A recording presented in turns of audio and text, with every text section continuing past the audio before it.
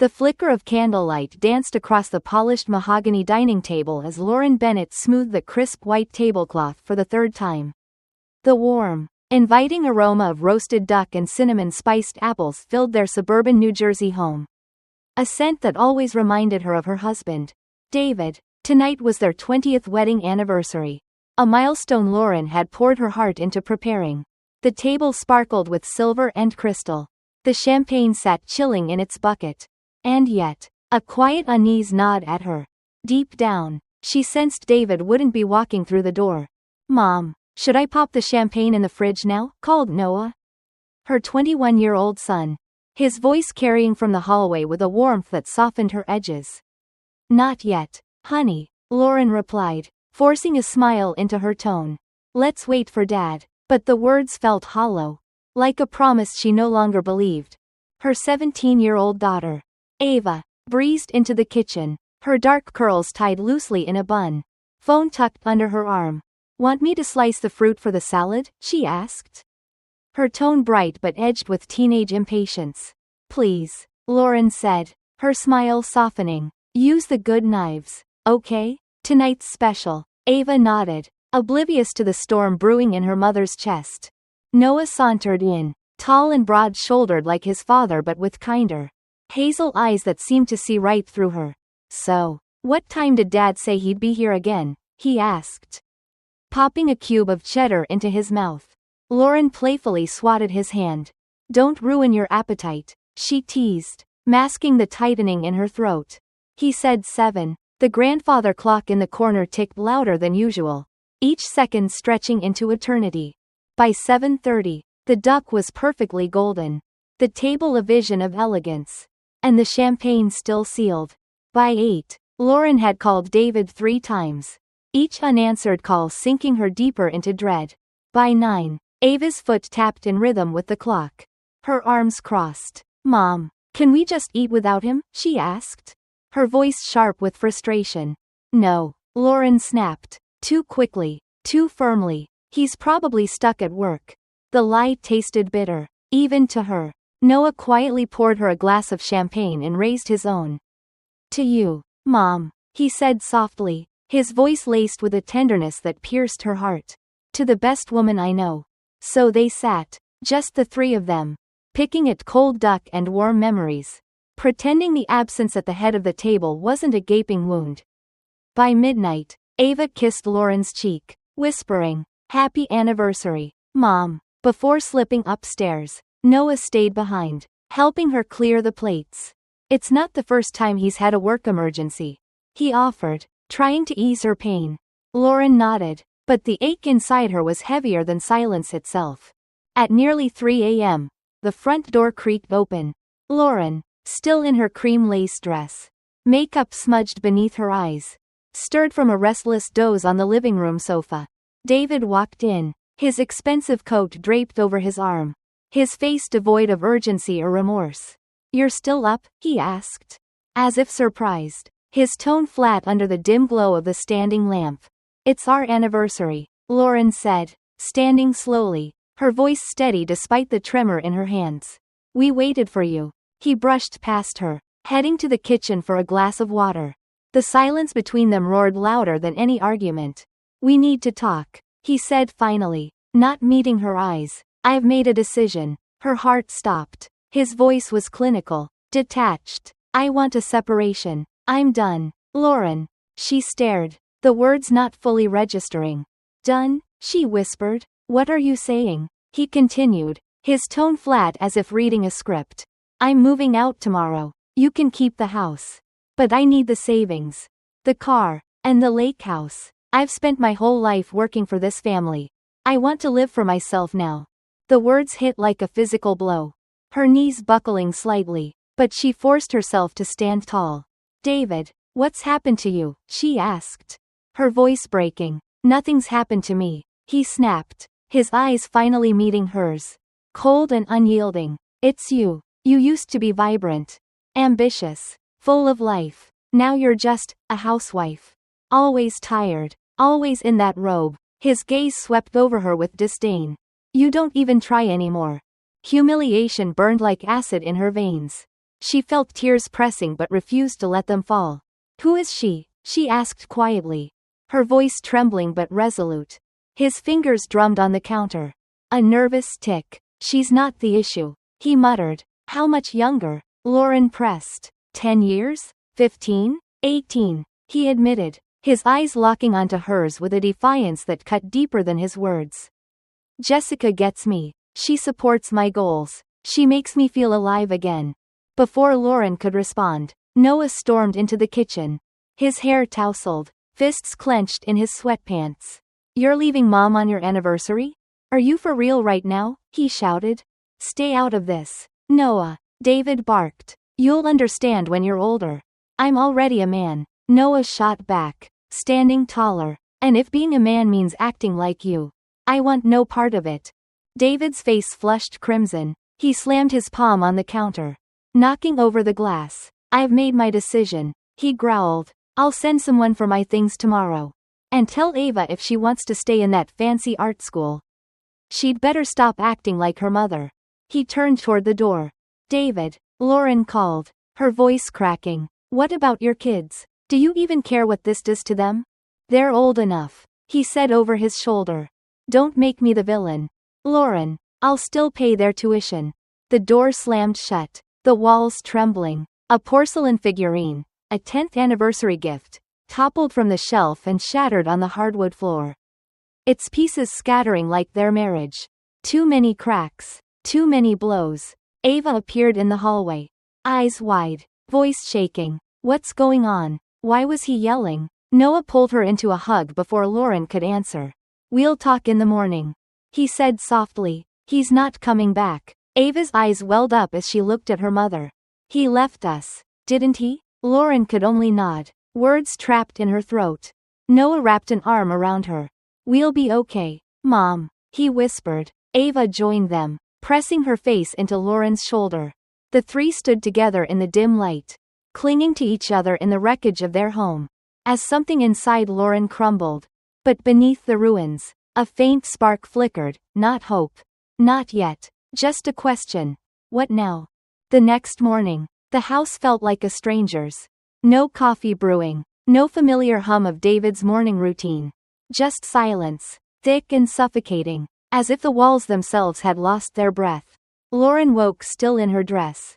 Makeup crusted, mouth dry. On the nightstand, a crumpled receipt caught her eye, dated 3 days ago. From a Manhattan jewelry boutique. Signed by David Bennett for a diamond bracelet.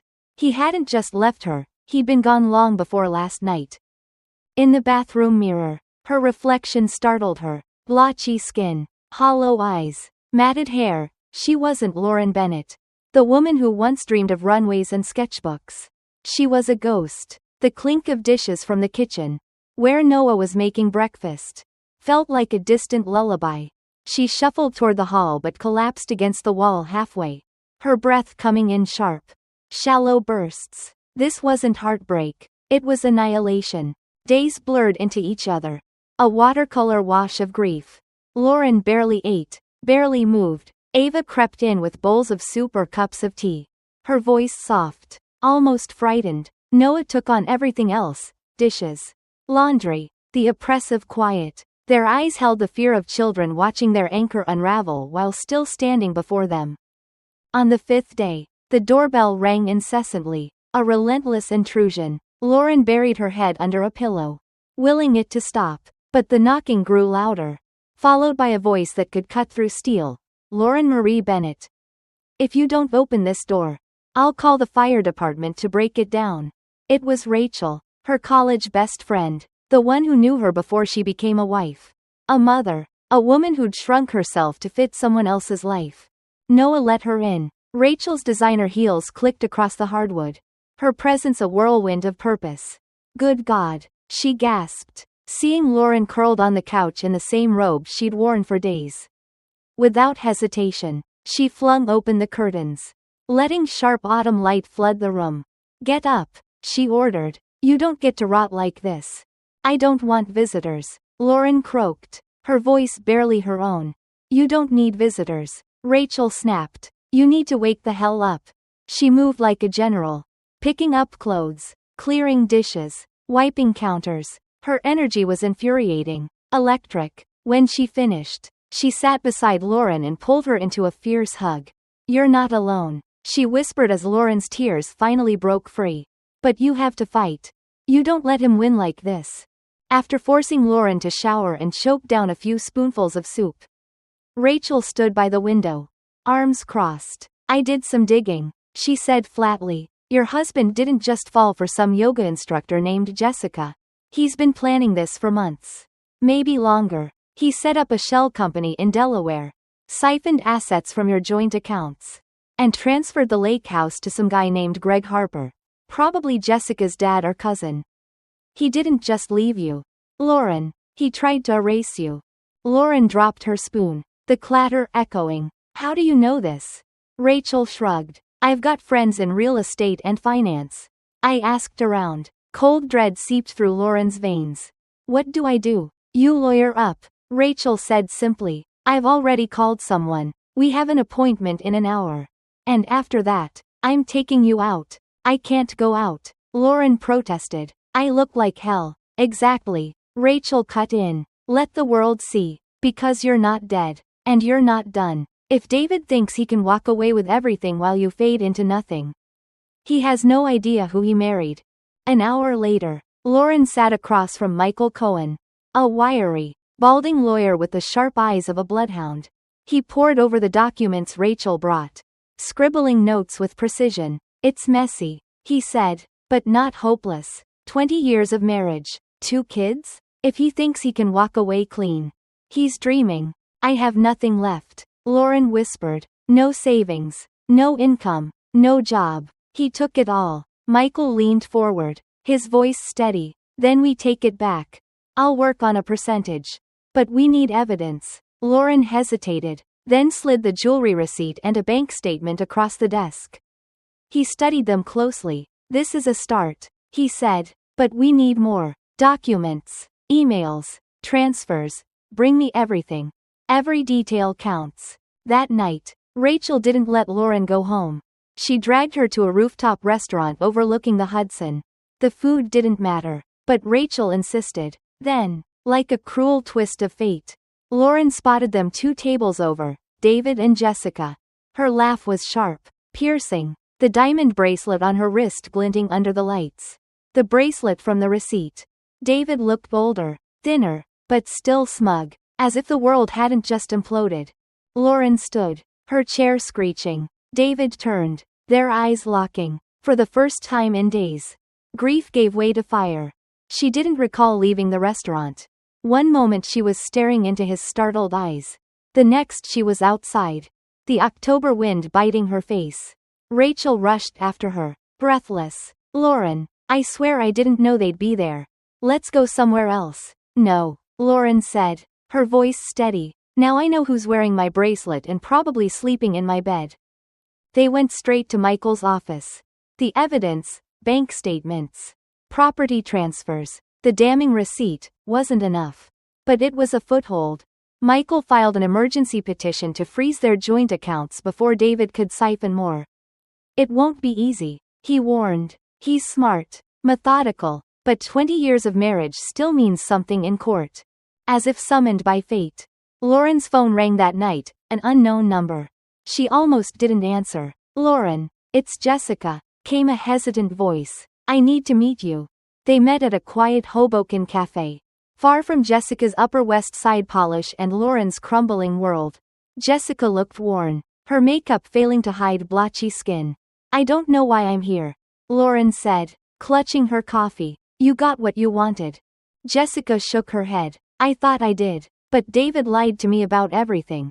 I'm pregnant. And he denies it, says I'm making it up to trap him." She slid a USB drive across the table. "He left his laptop open one night. I copied what I could. I don't understand it, but maybe your lawyer will." Lauren hesitated, then took it. "Why give this to me?" "Because I see it now," Jessica whispered. "What he did to you, he's doing to me. I won't let him ruin my life, or my child's." Back at Michael's office, the USB was a goldmine. Bank transfers, offshore accounts, forged contracts, Digital signatures tying David to deals made while they were still married. This changes everything, Michael said, almost reverently. The next hearing would be a battle. But Lauren was no longer just a wife left behind. She was a woman ready to fight. The world felt heavier in the days following Lauren Bennett's confrontation with her past. But something had shifted inside her. The weight wasn't just grief anymore, it was purpose. One sleepless night, as she sat cross-legged on her bedroom floor surrounded by dusty boxes, she unearthed a relic of her former self, a worn sketchbook. Its pages yellowed but brimming with pencil drawings and fabric swatches. Designs from a time when she was Lauren Bennett, the aspiring fashion designer with dreams bigger than the New Jersey skyline. Tucked inside was a photograph, her, younger, eyes alight with ambition, standing beside a man with a crooked smile at a college fashion show. On the back, in neat handwriting, "To the best designer I know. My doors are always open. Ryan Carter." Her closest friend from design school had been a whirlwind of charisma and talent. They'd spent late nights sketching, dreaming of runways in Milan and Paris. She hadn't spoken to him in 2 decades, but whispers of his success had reached her through mutual friends. He'd trained under legends in Italy and now ran a high-end atelier in Manhattan. Could he still remember her? The thought was a spark in the dark. The next morning, Lauren woke before dawn, her heart pounding with a clarity she hadn't felt in years. Over coffee, she told Noah her plan to reach out to Ryan. He didn't laugh or doubt her. "He'll remember you, Mom," he said, his hand steady on her shoulder. Rachel, ever the connector, made calls to her network of boutique owners and industry insiders. By evening, she had news. Ryan owns 6 ateliers. His flagship on Madison Avenue. His assistant says he remembers you. You've got an appointment tomorrow at 2 p.m. Lauren's nerves buzzed as she stood before her closet. Every outfit feeling wrong, too dated, too safe. She settled on a navy blouse and tailored slacks, brushed her hair, added mascara, and stepped into the crisp October air, praying she looked more like a designer than a ghost. Ryan's office was a sleek glass tower that shimmered in the fall light. The receptionist gave her a polite once-over before gesturing to a minimalist white chair. Lauren's palms sweated, her heart racing like she was 22 again, waiting for a professor's critique. "Lauren." Ryan's voice hadn't changed, warm, magnetic. She turned to see him, older but still striking, silver threading his dark hair, his suit tailored to perfection. "My God, after all these years, look at you. No pity, no judgment. Just a genuine smile and a hug that felt like home." They sat in his office, the city skyline sprawling beyond the windows, and she poured out her story. Not just the divorce or David's betrayal, but the deeper wound, the fear of being invisible, the loss of the woman who once sketched with fire in her hands. She showed him the old photo, and he traced the faded ink with a smile. "You were always better than me," he said softly. "If you're here, you've already won half the fight." He leaned back, thoughtful. "I just opened a studio on the Upper East Side, mostly tailoring. Alterations. Nothing flashy. We're short-staffed. I could use someone with your hands." Lauren blinked. "I haven't sewn in years." "Like riding a bike." Ryan grinned. "I'll have someone show you the ropes. The rest? I know you've got it." The next morning, Lauren stood at a work table in a sunlit studio, surrounded by bolts of silk and the hum of sewing machines. Her hands trembled as she picked up the scissors. Her first stitches wobbly, her back aching, but she didn't stop. Day by day, muscle memory returned. By the end of the second week, she was hemming a chiffon gown with quiet precision, the rhythm of the needle grounding her. Ryan would lean over her shoulder, murmuring, "Still got it." At night, she collapsed into bed, exhausted but alive. No longer just David's wife or Noah and Ava's mom.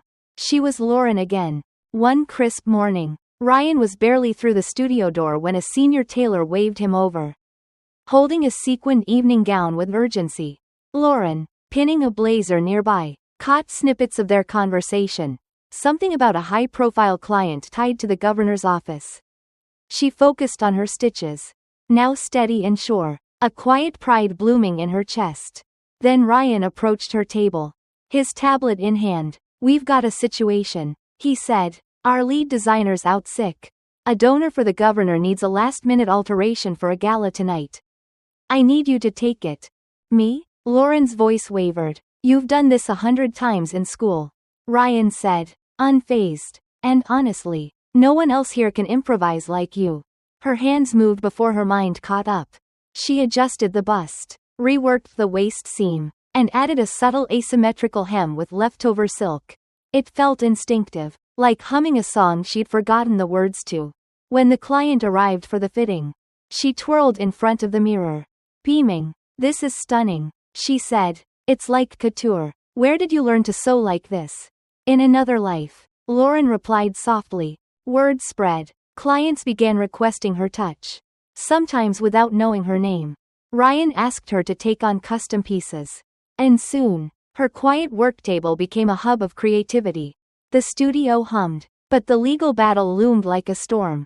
Michael, her lawyer, called her to his office one Wednesday. His face grim. David's playing hardball, he said, flipping through papers. He's got a top-tier legal team. Delaying proceedings. Burying us in paperwork. Claiming most assets were never yours. Lauren's chest tightened. Can he win? He's slippery, Michael admitted, but not untouchable. We need more leverage. That night, a call from an unknown number changed everything. Lauren, it's Jessica, came a shaky voice. They met at a Hoboken cafe. Jessica's polished facade gone, her eyes red-rimmed. I thought I had what I wanted, she said, but David lied to me. I'm pregnant, and he's calling me unstable, saying I'm after his money. She slid a USB drive across the table. He left his laptop open. I copied what I could. Maybe your lawyer can use it.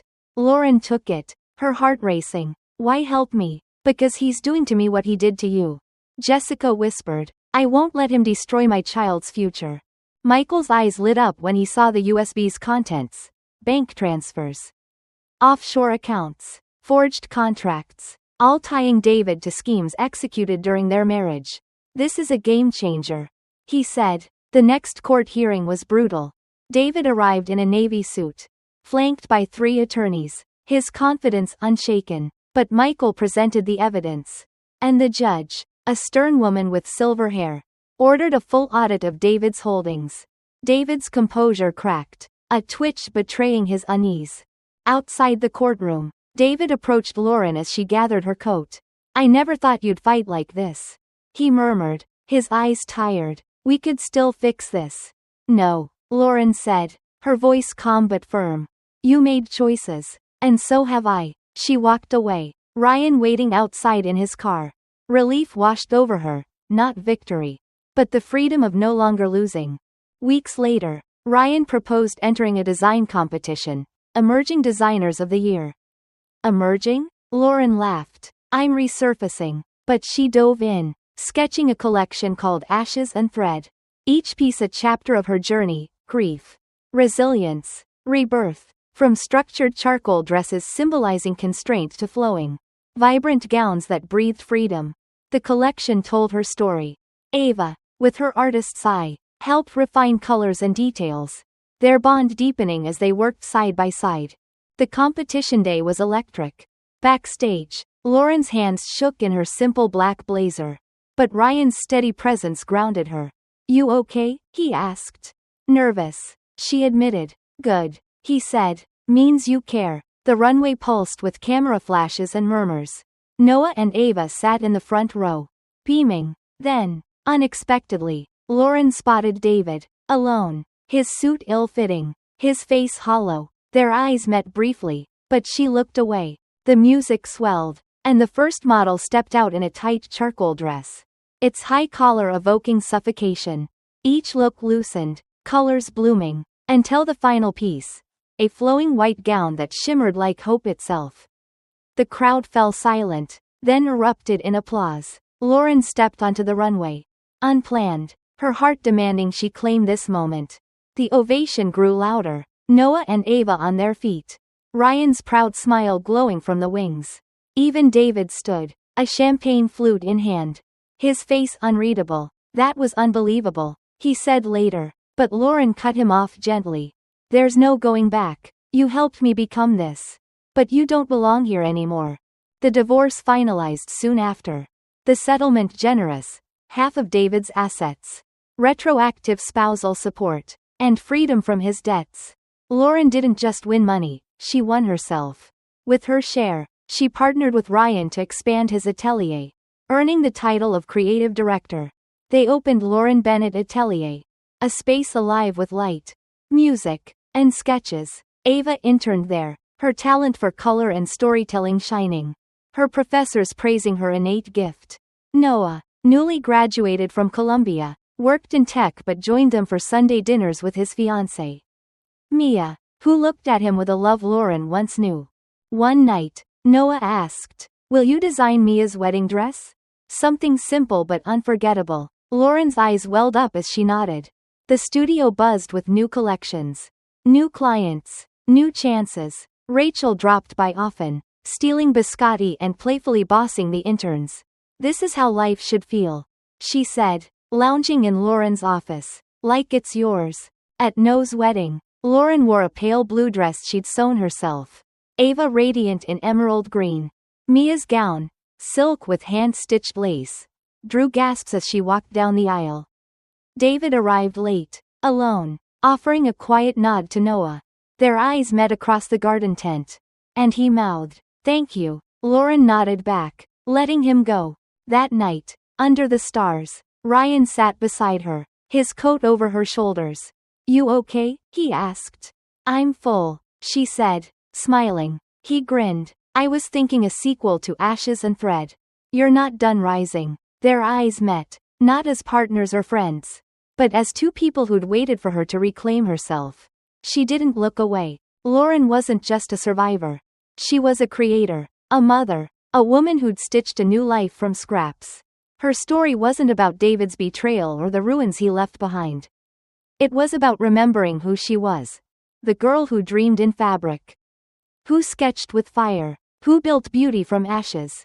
And when life tries to erase you, you don't shrink. You rebuild, one stitch at a time. Until the world sees you again, not as someone's wife or shadow, but as Lauren Bennett, unstoppable,